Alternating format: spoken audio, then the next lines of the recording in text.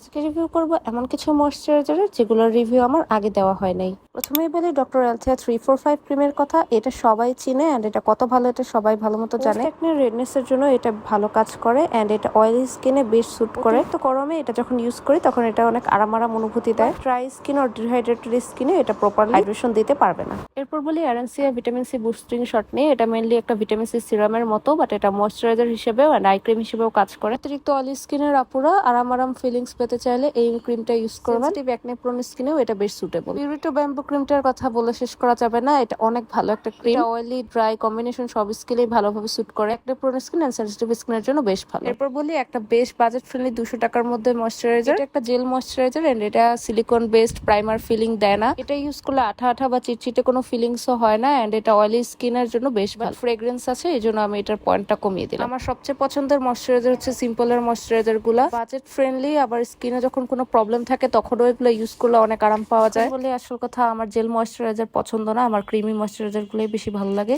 এই জন্য এই ময়শ্চারাইজারটা আমি ডেইলি বেসিসে ইউজ করি। যদিও ফ্রেগ্রেন্স আছে বাট আমার একনি প্রোন স্কিনে বেশ স্যুট করেছে।